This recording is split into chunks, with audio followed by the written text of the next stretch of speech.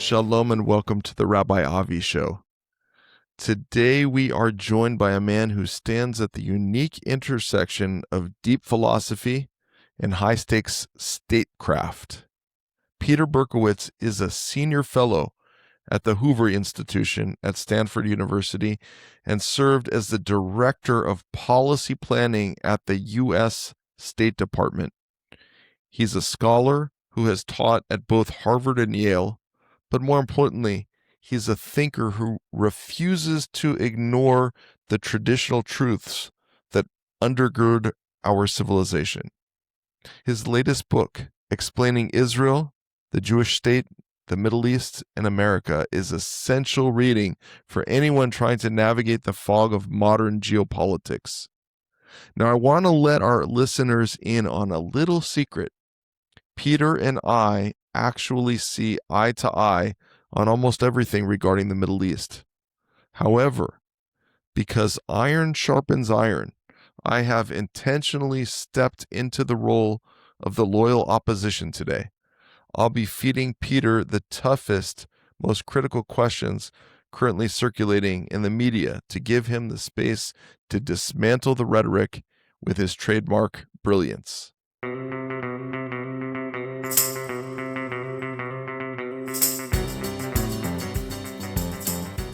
Peter Berkowitz, what an honor and a pleasure to welcome you to the Rabbi Avi Show.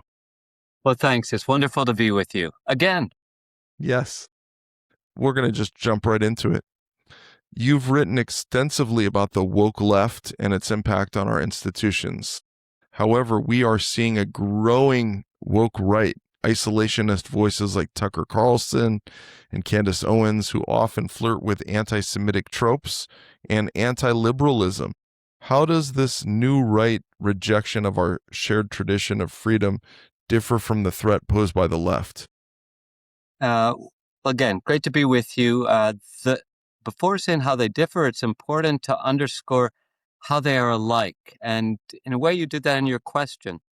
What defines woke in both senses, the right and the left? I think it is an attack on repudiation of the principles on which the nation was founded, our dedication to a limited government that's devoted to securing individual liberty. At best, the woke left and the woke right are impatient with the commitment to limited government. At worst, they trace to that commitment to limited government, myriad moral, social, and political evils. Almost as if we don't come into this world as flawed and broken human beings, and that but for the principles to which the nation were devoted, we would live in a comfortable utopia. Now, of course, there are differences. One difference is that the wokeism on the left is to a very significant extent manufactured in our universities. And in fact, for a long time, we said that one difference between, let's say, the anti-liberal left and the anti-liberal right is that the anti-liberal left was well represented among progressive elites, whereas the anti-liberal right, that was a fringe matter. But Tucker Carlson has been a regular guest in the Trump White House. We can no longer say that the illiberal right is fringe. It has migrated into a place of some significance within Trump world. So if the left and the right are increasingly hostile to the American experiment, what are the non-negotiable pillars of a curriculum of freedom that you talk about that could ground the next generation of citizens? How do we teach the excellences of mind to students who are being told by both sides that the system is fundamentally broken? So this is a very important question. If there's one issue that the great political philosophers have agreed upon down through the ages, from Plato and Aristotle down to the present moment, it is the centrality of education to a political order's fortunes. The political education we want in the United States is, as Aristotle would have said, one that's relative to our regime, one that supports our regime, but that doesn't mean cheerleading for it. It does mean, though, equipping students with the qualities of mind and character they will need, in our case, to exercise their rights, to discharge their responsibilities, to maintain the institutions of a free society. Well, there's a structure and a content to such an education. There's a spirit of such an education. I would place at the center of that education, especially at its peak, liberal education in the universities, a study of American political ideas and institutions. This once used to be a centerpiece of education today, but few and far between are the courses at major universities, which, for example, uh, require students to study the colonial era, the Revolutionary War and the Declaration of Independence, the drafting and the ratification of the Constitution, the rise of Jacksonian democracy, antebellum America, our terrible Civil War, in which more than 600,000 Americans died, but which did result in amendments to the Constitution that, thank God, outlawed the evil institution of slavery and established federal government's responsibility to ensure equal protection of the laws. And the Gilded Age and the Progressive Era and so on. We don't teach that very much to our students, and very, very seldom do we require it. So I think at the heart of our education ought to be American ideas and institutions. Of course, we need to also understand the civilization of which we are a part. That's Western civilization. And beyond that, again, Aristotle was right. Any serious study of politics is the study of comparative politics.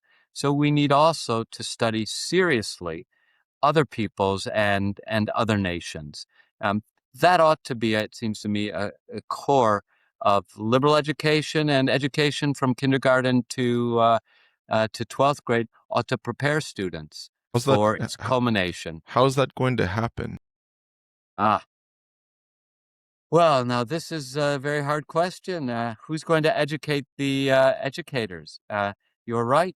It's not just a matter of snapping our fingers. The best curriculum is easily abused by people who don't recognize the centrality of these subjects, and moreover, don't appreciate it. I'm glad you mentioned it, because I left out the spirit in which ideas and institutions must be taught.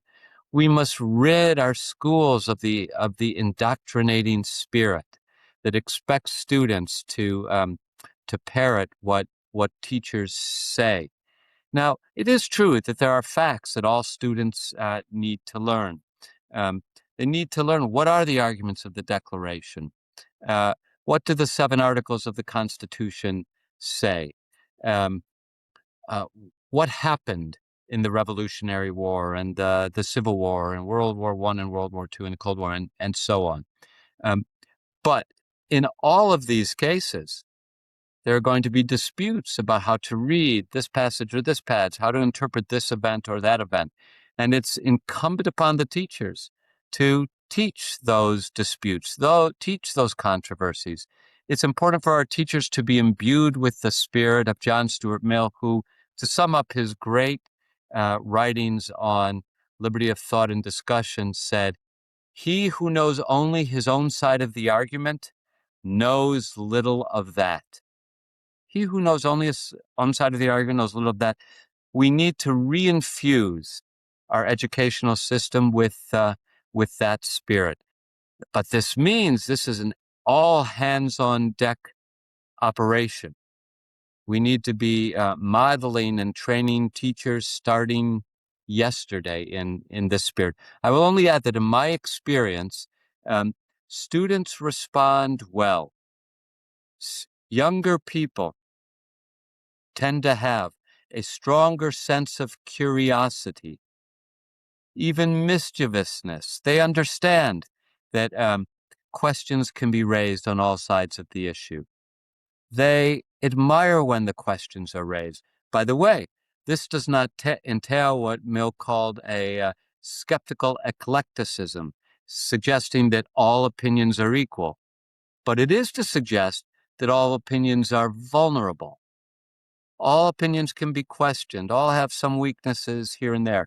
Just say all human beings have some weaknesses. That doesn't mean that we're all equally weak.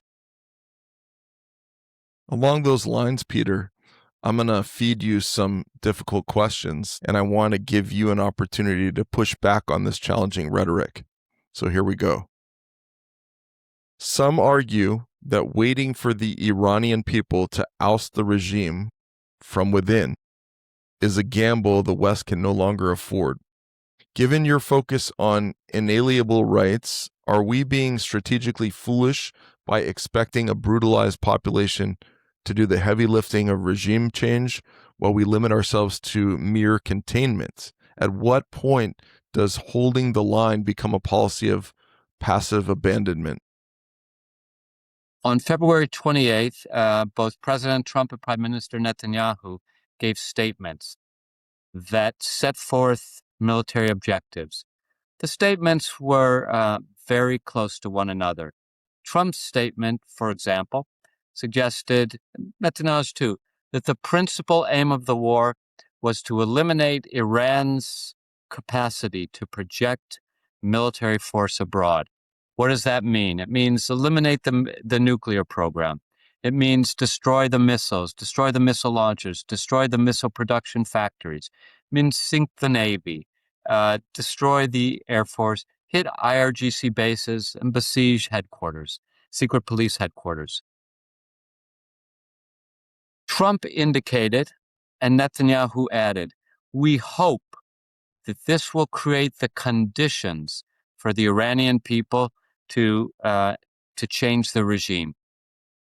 I think we are entitled to continue to hope that our military objectives will change the regime, but I don't think we should make, going beyond regime change, installing a regime favorable to American interests and Israeli interests, a military goal. I think it would be a great achievement, and where we've made very great progress toward that achievement of eliminating their capacity to project military power abroad. Critics will say, are you suggesting that you're going to leave them in a condition in which they could rebuild it? Well, we can't control, we can't exercise complete control or barely any control way into the future. They could install a perfect democracy and next year it could collapse. But if we managed, and I think there's a possibility, realistic possibility in the coming weeks, that together the United States and Israel will have sufficiently degraded their military capabilities as to proclaim correctly that the military objectives set forth by Trump and Netanyahu have been achieved. I don't mean that's the end of the story.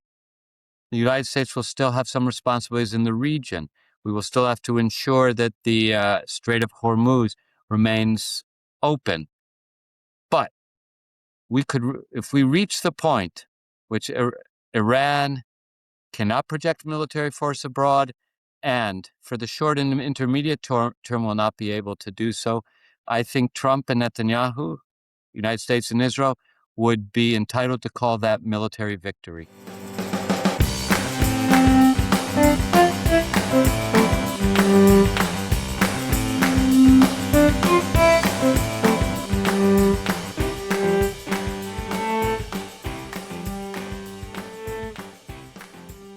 You've argued that the maximum pressure campaign was the right move, yet some have said the regime is currently closer to a nuclear breakout and more dominant across multiple fronts. I think they would say this before this war started than it was 5 years ago. If maximum pressure didn't break the regime back then, why should we believe that simply not letting up now will produce a different result? Well, again, I don't think breaking the regime should be the primary military objective. I think eliminating the military program and the missiles and the bases and the Navy and the Air Force and greatly reducing Iran's capability to fund proxies, those are the military objectives. As far as getting closer and closer to to nuclear weapons. If I may, I'd like to tell you about an exchange I had with an Israeli expert, one of the top figures in Israel, in 2009 or 2010, about Iran's nuclear program. And I just asked him bluntly, can Israel, the United States, prevent Iran from acquiring nuclear weapons through clandestine means? I was sitting in his office at the University of Tel Aviv.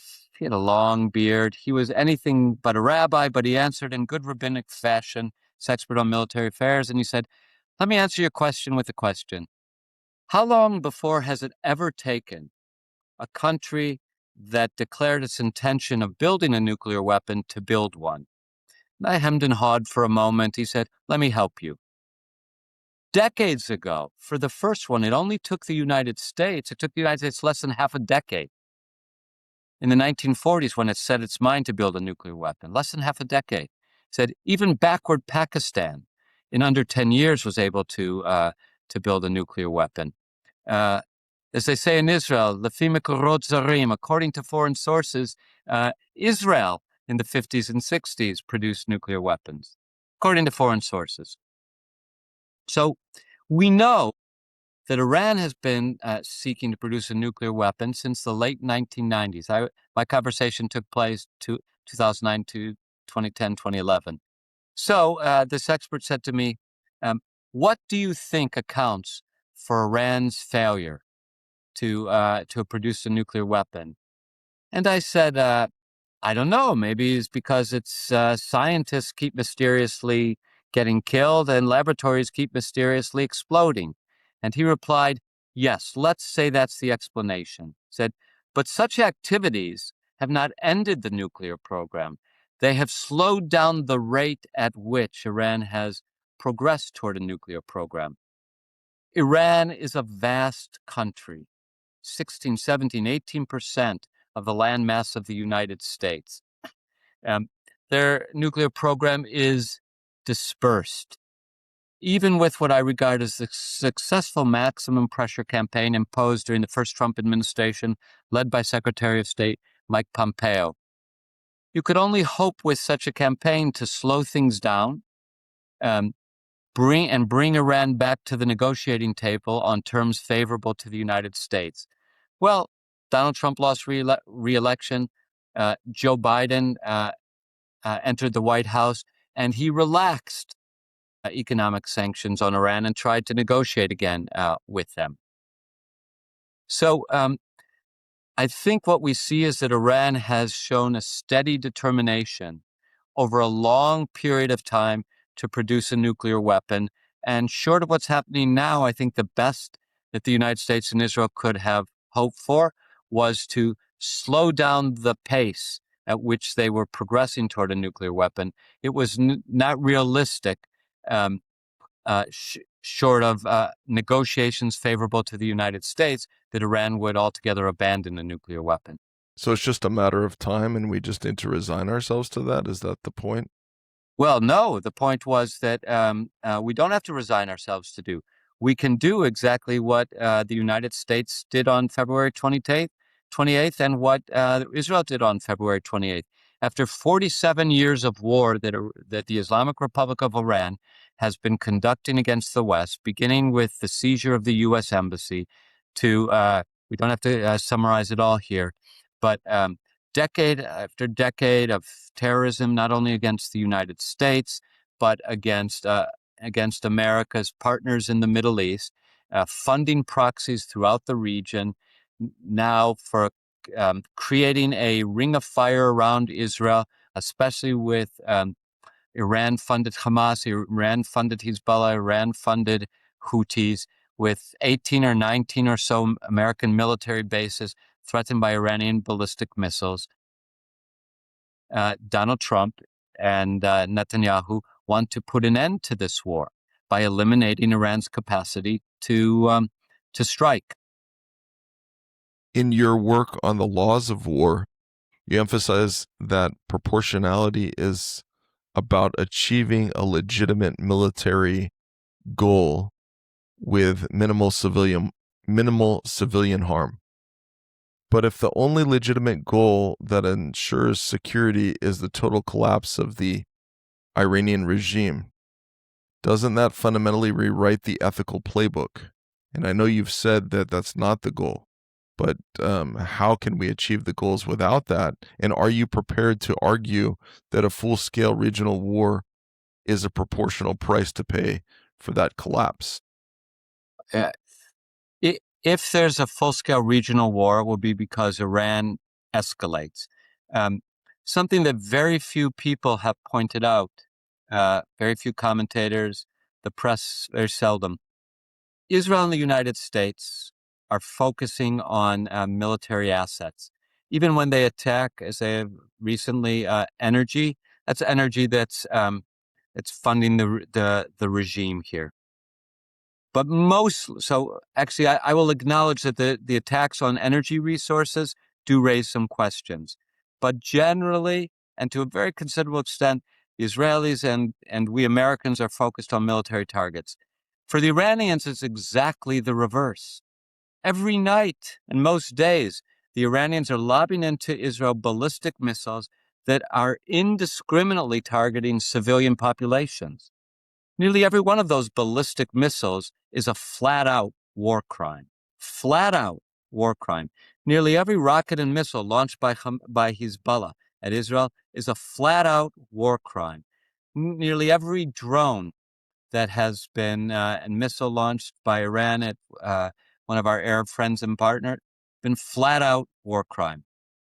So whether the military objectives that Israel and the United States set out, whether it's worth a regional war, that strikes me as more of a policy question. The legal question is this.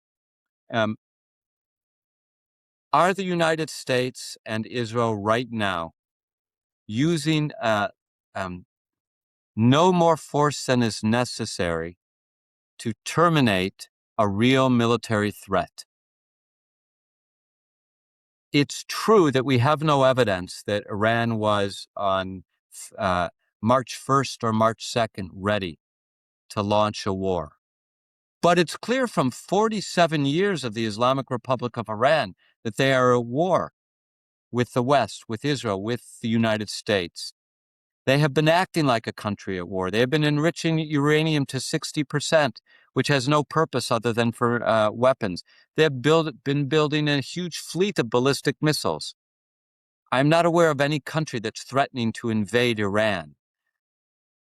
Right? Those are for offensive purposes, not defensive purposes. Iran has funded proxies around the Middle East and nearly encircling Israel to the north and east, Iraq, Syria, Lebanon directly to the north. In Judea and Samaria with Iran-backed Hamas, in the Gaza Strip, Iran-backed Hamas, the Houthis in Yemen. So Iran has been rather consistently, steadily, sometimes under the radar, operating in order to advance military objectives, and those military objectives are the destruction of Israel, the destruction of the moderate Sunni Arab countries, and therewith undermining America's interests in the Middle East. So a question it seems to me the critics have to ask is, why would you think that the United States will be in a better position to defend against Iran next year or the year after, when they're even closer to a nuclear weapon or have one, when they have even more missiles than they have now, when they have even more factories dispersed even more throughout the country? Why would you think the United States will be better off then? It's a very good point. You often speak about the free and open international order. However, if we don't act decisively now, that order may effectively die in the Middle East once Iran is nuclear armed and immune to pressure. Is there a point where your constitutional conservatism, which prizes moderation, becomes a liability? Is moderation in this context just a polite word for strategic surrender? Well, of course, sometimes moderation is a polite term for strategic surrender. Sometimes it's a polite word for taking this position, taking that position, adding them together and dividing by two. Sometimes it's a polite word for staying and hugging the center, doing your best not to offend anybody. Needless to say, I mean none of those things by moderation. I'm talking about especially political moderation. And why do we need political moderation, and what does it consist? It seems to me that political moderation of the sort that we need, and certainly applies to the challenges we face in the Middle East. This involves the effort to balance competing principles and the need to balance competing interests. In other words, the problem is to suppose that you've only got one principle in play: national security, freedom of speech. Well, no, we have some documents that are highly classified, and you are not allowed to disclose the contents. Isn't that an impairment of your freedom of speech? It is. It's one of the rare ones we have in the American system, but for the sake of what we think is a greater good, the security of the United States, the maintenance of a political order which generally protects freedom of speech. So we have a variety of interests when it comes to the Middle East. This is a costly war for the United States. Couldn't that money be better spent elsewhere? Maybe. We're expending lots of weapons and ammunition. Shouldn't we be saving up for possible encounters in the Indo-Pacific? We do. Moderation consists in not averaging all this out, but trying to do as much justice as possible to our competing interests and to our competing principles. So in that sense, the moderation that I'm talking about actually is an extreme.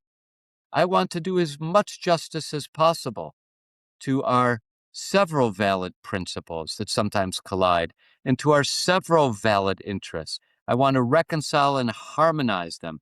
That's going to mean not taking any one of them, not achieving any one of them to the fullest, but achieving all of the vital interests to the extent possible, to honoring to the extent possible the fundamental principles.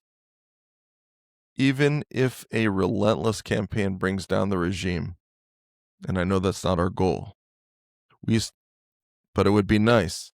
It might be nice, but here's the catch. We speak a little bit loosely about regime change. Without saying more, regime change could be for the worse. It could be better. We don't know. Well, two things can happen once the regime changes. The new regime might be even less well-disposed to the United States, or it might be better disposed. Regime change is not the same as installing a friendly, rights-protecting democracy. But here's the thing in this case. Let's say, as some people fear, the regime collapses and hardline IRGC forces take control. Islamic Revolutionary Guard Corps, who, according to reports, were angry with the Ayatollah for not having actually rushed to produce a nuclear weapon. And they're now saying, if we had already produced a nuclear weapon, the Americans would not have attacked and the Israelis would not have attacked. Let's say the IRGC takes control, the hardliners. Are we worse off? I think no. Why? I think we are better off with hardline IRGC officials in charge, but no nuclear program and no missiles and no factories and no bases and no Navy and no Air Force than we would be with the Ayatollah still in charge, the aging, increasingly frail Ayatollah, with an Iran that has a missile program that's constantly producing new missiles, with a nuclear program that's on the edge, with a program to fund proxies around the country. So if the regime collapses as a result of our relentless efforts to destroy their military capabilities, I will shed no tears, and I will think that even if it's not the regime that I would prefer coming into power, I would still believe that the United States is better off. In your recent work, you argue that U.S. Israel joint action against Iran is not just a strategic choice, but a moral necessity. And you've spoken about that just moments ago.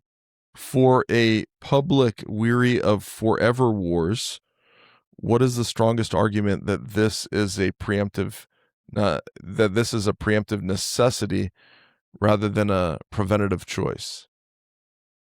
I suppose the argument that I find most compelling is the one that explains why Trump is not contradicting himself. You remember Trump campaigned by saying that I don't fight endless wars, I end wars. People object, well, you're starting a war here. No, not at all. Donald Trump is not starting a war, in my judgment. Trump and Netanyahu are doing their best to end a war that was started by the Islamic Republic of Iran 47 years ago. Iran has concentrated over almost half a century on building up its arms and acting on its proclaimed intention of imposing its brand of Islamist hegemony on the Middle East as an expression, to serve its overall fight against the West, of which the United States is a leader. This has not just been talk. 600 American soldiers were killed in Iraq and thousands maimed as a result of Iranian IEDs. Iran has proxies, I've already mentioned, in Iraq, in Syria, in Lebanon, in Judea and Samaria, the West Bank, in Gaza, in Yemen. I do not believe the United States or Israel, I don't believe these countries are morally obligated or legally obligated to sit back and wait until Iran decides to launch, instead of volleys of 5 or 10 ballistic missiles, 50 to 100 ballistic missiles, when Iran has made its intentions so powerfully clear over nearly 5 decades.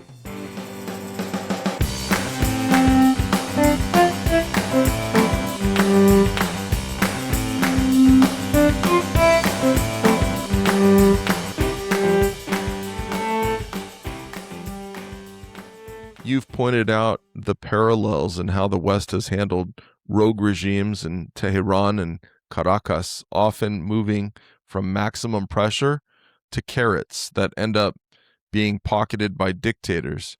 Why is the Iranian threat existential in a way that the Maduro regime in Venezuela is not? And how do their roles in the so-called axis of resistance overlap? Well, the differences are straightforward. Maduro doesn't have a large supply of enriched uranium to 60%. He doesn't have a missile program aimed at the United States, friends and partners, and he has not been funding military proxies around the region. Well, he's done some funding, but nothing comparable to Iran. So that's the difference, and that's why our approach to Maduro involved swooping in another outstanding military operation, capturing him and his wife and bringing him back to the United States for trial. Remember, we've been negotiating with the Iranians for more than a decade in about 13 years. So that's the difference. Similarities. Both Venezuela and Iran are part of the great game, are part of the great power competition between the United States and the Chinese Communist Party. I speak in the first place of the Chinese Communist Party and not China, because the Chinese Communist Party makes clear that the party stands above the government in China. So the CCP dictatorship, their understanding, which I will show them the courtesy of using, they who run China. The CCP understands itself to be in competition with the United States in every region of the world. That includes the Middle East. It includes South America. Venezuela was an authoritarian power that with which China was doing business, wanted to increase its business, increase its presence, saw Venezuela as one of its beachheads in South America. The United States, it seems to me, was wise to diminish China's role in South America, in part by removing Maduro. Similarly, in the Middle East, Iran is the leading authoritarian power. Iran in 2021, I believe it was, signed a $400 billion agreement over the course of 25 years with China. Supply a large amount of China's oil, and China would help with development and with weapons. But of course, China's ambition in both South America and the Middle East is not only to make friends; it's to make friends, especially with authoritarian powers, and its aim is to shift steadily world order in the direction of authoritarianism, to establish a world order that is more friendly to authoritarian countries than it is to rights-protecting democracies. So although I think the United States had good reasons for swooping in and removing Maduro and his wife, I think the United States had good reasons focusing on Iran. The United States had more reasons stemming from the larger struggle between the United States and the Chinese Communist Party.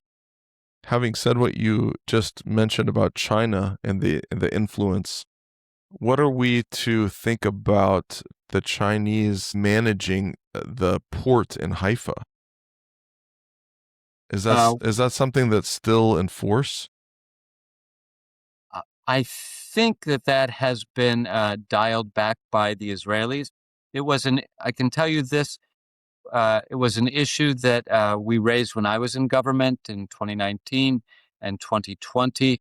At the time, I think the Israelis were not terribly concerned, but I can report that over the years, since 2019, the Israelis have become increasingly alert to the dangers presented by the CCP running, managing, building in Israel.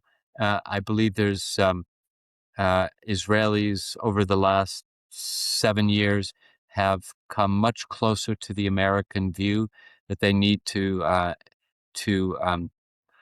operate with extreme caution when it comes to putting any assets in Israel under the control of this CCP, using CCP hardware or software for the purposes of communications and so on. I'm very confident that the Israeli national security establishment has a strong appreciation of the challenges presented.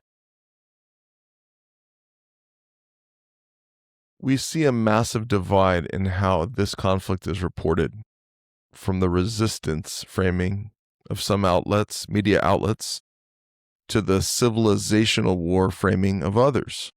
How does the political agenda of media outlets today complicate the task of maintaining moral clarity in foreign policy? Well, as I think you suspect, my view is that media reporting, by and large, greatly complicates the task because I believe that there's a tendency in the media to downplay America's achievements, to downplay America's interests, to obscure America's goals, and to play up, to highlight every mistake we made, everything that goes against us. I worry that a fair account, a many-sided account of the war in Iran is not available to many Americans, and that in my judgment impairs the war effort. As someone who has operated in the State Department and high-level think tanks, how do we rebuild a media landscape where military necessity and humanitarian responsibility can be debated honestly rather than used as partisan clubs to silence dissent? Well, your question goes right to the heart of a crucial matter. Um, as you know, the international laws of war, in a way, are very simple. They can be reduced to a single proposition, and the proposition is this, or really a single injunction: balance military necessity with humanitarian responsibility. That's it. Except that interpreting that involves volumes and volumes and volumes. It's a never-ending debate, given the peculiarities of the circumstances. Any given instant, this weapon, that group of people, this number of civilians nearby, what the proper balance is. Then we look at our educational system, especially where we train political scientists and lawyers, especially the lawyers who become the law students who become the lawyers and the diplomats and the judges handling the international laws of war. These men and women tend to be experts on humanitarian responsibility. They tend to know very little about military necessity. But if that's true, they're incapable of doing their jobs because they won't know how to balance military necessity. If they haven't studied military history, if they haven't engaged in strategic studies, if they don't know very much about ships and missiles and anti-aircraft defense and bombs and weights of bombs and fighter aircraft and tankers and machine guns and on and on and on. If they're not deeply immersed in those issues, then they really should be disqualified from performing the balancing tests that the international laws of war require. So once again, how do we deal with this problem? We need to greatly improve our educational system. In this case, the law schools and political science departments. Is that something that you took upon yourself? Because certainly in your roles in leadership in the government, you needed to consider those, as you're indicating, to consider those factors.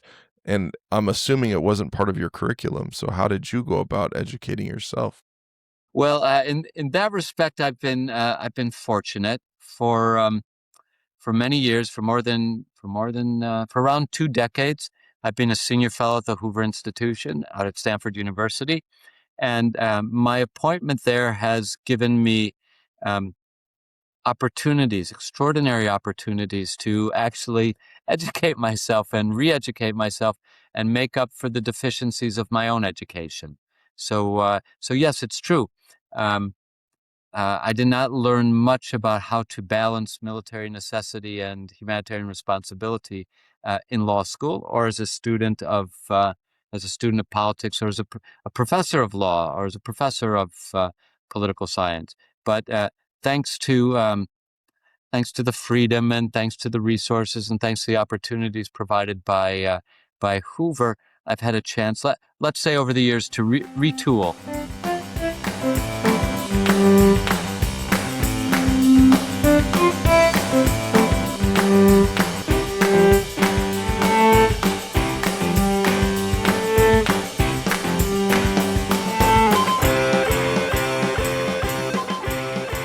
I want to just transition to rapid fire questions here. You've argued that our civilization rests on both classical philosophy and biblical faith. In 2026, which of those two pillars is under more immediate threat? I can't tell you which is under more immediate threat, but I can tell you that both are under immediate threat. This goes back in a way to your first question about wokeness. I mean, after all, what is this from our point of view? What is the central teaching of classical political philosophy? Well, it's really the Socratic question. in what does a good life for a human being consist? And in a way, for our tradition, say the biblical tradition, the Jewish tradition, um, uh, almost everybody's familiar with something similar, not identical, but similar, that the prophet Micah says, uh, man, you know what is good. You know what God wants from you. Asot mishpat v'ahavta chesed v'asnei lechet im Elohecha. Do justice, love kindness, and walk humbly with God. But like the international laws of war, that too requires investigation, study, devotion, sacrifice. Devoting ourselves to these activities is what both traditions teach. Not that they come out on the same ultimate understanding of the shape of a good life, but the idea that a good life, a life well lived, is a life that is devoted to thinking through and figuring out what the good life consists. There's a great deal of overlap. And we, in our busy, overworked, distracted lives, often lose sight of that.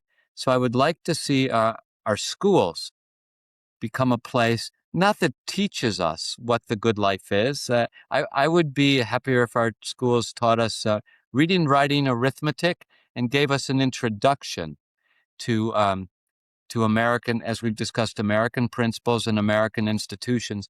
That would equip us better to pursue these questions and to pursue them. I mean, these big questions also in our families, in our communities, in houses of worship. Peter Berkowitz, you're not good with short answers. I just want to tell you that. But you are good with brilliance. Getting back to China, what is the single biggest risk we face in a confrontation with a competitor like China? Again, I would give shorter answers if you would give easier questions. Fair enough. There are at least two primary domains of competition with China. Unlike with the Soviet Union, one domain of competition is in the sphere of economics. China is the second largest economy in the world. They have been accustomed for thousands of years to throwing their weight around in the economic sphere. One great danger is that they or we could make a miscalculation in economic competition and tank the world economy. Because even though they are a prime strategic competitor, they are also a prime economic partner. Depending on how you measure it, they're number 1, 2, or 3 in trade for the United States. So our economies right now are very tightly tied together. Okay, so miscalculation that injures one of us could also seriously injure the other, and in injuring the other, injuring both. And this economic competition, as I said, is taking place in every region of the world. But there's also a military competition. China has proclaimed repeatedly its intention of seizing Taiwan, or as they would say, reuniting Taiwan with the mainland. The United States has been for decades maintaining what we call strategic ambiguity about how we would respond if China took military action. Our position has been that this matter should be settled peacefully by the two parties, by Taiwan and by the People's Republic of China. There could easily be a miscalculation in Taiwan, in the South China Sea. We have witnessed a massive military buildup in China over the last 20 years. China has a formidable array of anti-ship missiles in Southeast China that are there to protect potentially Chinese forces that invading Taiwan from American forces coming in to help. The Chinese are are furiously at work increasing their nuclear arsenal. They are building a lot of ships. They are working in those fields of cybersecurity and aerospace, satellite warfare. They're a formidable military competitor now. So that's a second sphere in which we must be wary of miscalculation. You once noted that Israelis have an extraordinary resilience because they have never known an alternative. Do you think Americans are capable of that same resilience, or do we become too comfortable with our own prosperity? Well, I'm worried about that. I think it was Amit Segel, who's a correspondent for Channel 12 News in Israel, who observed that how unusual Israel is. In time of war, Israel doesn't produce refugees who flee the country. To the contrary, 100,000 Israelis have been struggling to return to Israel, to return to the country as it's under bombardment, not only from the Islamic Republic of Iran, but from its Iranian proxy, Counterintuitive. Hezbollah. Counterintuitive. Look, in 2023, I think many middle-aged and older Israelis were pleasantly, I should say pleasantly surprised, were amazed by the spirit with which younger Israelis responded to the Hamas massacres and the need the country had for people to come to the nation's defense. Israel is a country which has a standing army of around 180,000. In 5 days, around 350,000 reserves were mobilized. Not just young people, also late 20-somethings, 30-somethings. That surprised some Israelis. Why? Because over the years, Israel has become affluent too. How would the United States respond so attacked? It's hard to say. Israel is a country that boasts a citizens' army. The vast majority of Israelis serve. The vast majority, not everybody, take it for granted that they will serve, and they are proud to serve. In the United States, I think less than 1% of the nation serves. So how would we respond is a big question mark in my mind, I must say. You've reflected on Nietzsche's idea that the death of God requires us to create sacred games to find meaning. Is the current defense of the West a form of sacred game for our time? Well, yes. In Gay Science 125, if memory serves, in the parable of the madman, the madman declares the death of God. The madman says, to be worthy of this task, we must create sacred games and festivals of atonement. What he meant by that, though, was starting all over, because the whole past has been discredited, or at least that was what was greatest in the past has been discredited. And the madman, Nietzsche's spokesman here, was unequivocal. What was greatest in the past was our conception of God, the creator of the heavens and the earth. But I don't think that's the situation we're in. I don't think we're in a situation in which we have to radically create anew.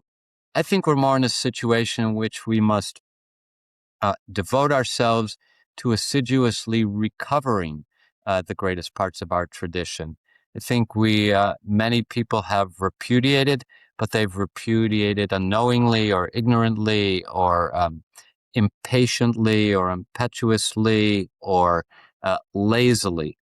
I think there are riches stored up in our tradition, both traditions that you mentioned, that of classical political philosophy and that of biblical faith.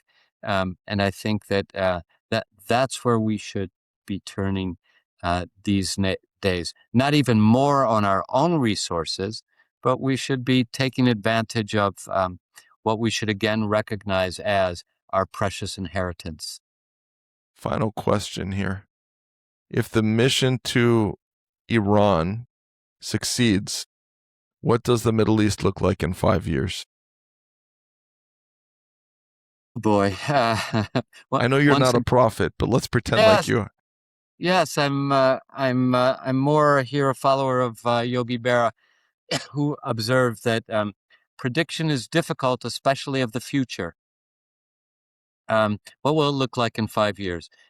I will sketch a hopeful scenario, consistent with what we see unfolding, but by no means guaranteed.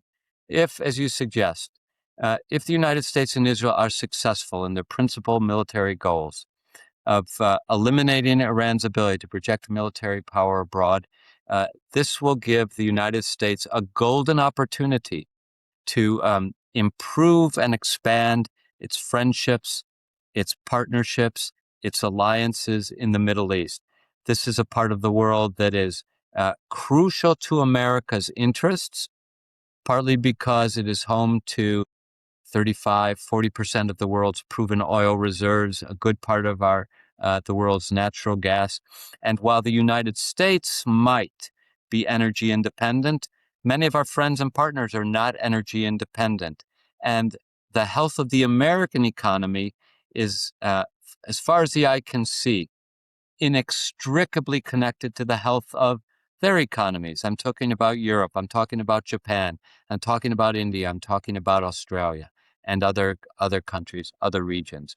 So, a region which has achieved greater stability and in which the United States can work with moderate Sunni Arabs, can continue to fortify the strong partnership with Israel, and who knows what Iran will look like. We have to be prepared for the possibility that hardliners could still be in control, and then the United States may have to be in the business of, as the Israelis say, mowing the grass every so often to prevent the reestablishment of an Islamist military-industrial complex that threatens our interests. But it's with that or without that, ending the Islamic Republic of Iran's military threats in the region presents wonderful opportunities for the United States to expand its friendships and secure its interests in the region. Peter Berkowitz, thank you so much for taking the time to grace us on the Rabbi Avi Show. We pray that you will be blessed to continue thinking and postulating and influencing others for many years to come in the best of health. Thank you.